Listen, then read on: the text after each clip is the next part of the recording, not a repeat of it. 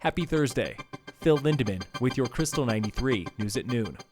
Westbound I-70 is open again near Georgetown after a fatal multi-car accident this morning. Details are still emerging from the scene of that two-car pileup, where a person was likely struck and killed while outside of a vehicle on the shoulder. A semi-truck was also involved. State Patrol is still investigating. On Highway 91 at Fremont Pass, another multi-car pileup stalled traffic for at least an hour around 9. That too is open again. No reported injuries. Big snow totals from the past 2 days, led by Copper Mountain, showing at least 15 inches in 48 hours. A basin reports 7 inches in 48. Keystone snow stake shows about the same. The Vale area picked up at least a foot. Tomorrow morning is opening day at Keystone, joining a basin now with the only lift-serve skiing in Colorado. You will take the River Run gondola up and back down for laps on 2 runs, served by Montezuma Chair. Tomorrow is also the return of First Chair Friday, putting skiers on the spot with questions like this. Is this your go-to hill? Off the Epic, yeah. Usually I go Icon, but for Epic, definitely Keystone. Price of the Epic Pass next year, $841. Love it or leave it? Leave it.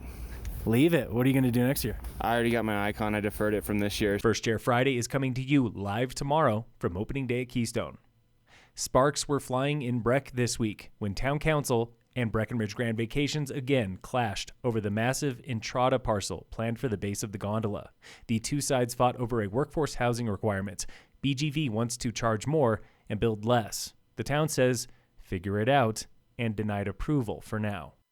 Frisco Town Council has permanently canceled the Frisco Barbecue Challenge after 27 years, but Mayor Hunter Mortensen had this warning. I hope we don't have an economic future where the community will be begging us to have more events. And why did we cancel this? Because it brings however many thousands of people to the community, and there is an ancillary spending that comes with that. Council did still agree Frisco Barbecue no longer fits the town brand and often loses more money than it makes.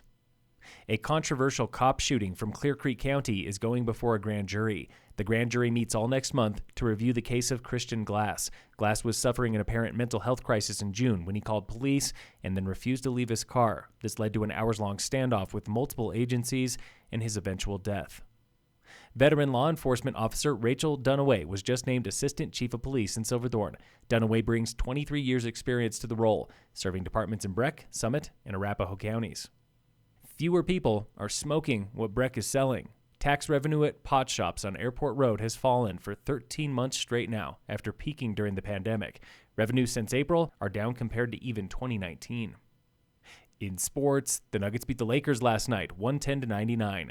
Training downhill this weekend in Switzerland and Italy are World Cup alpine ski racers on the slopes at Zermatt and Cervinia. Training slalom and GS right now at Copper are more World Cup skiers.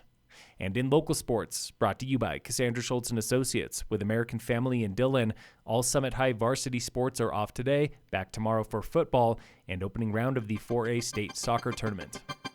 Phil Lindemann, Krystal, 93 News.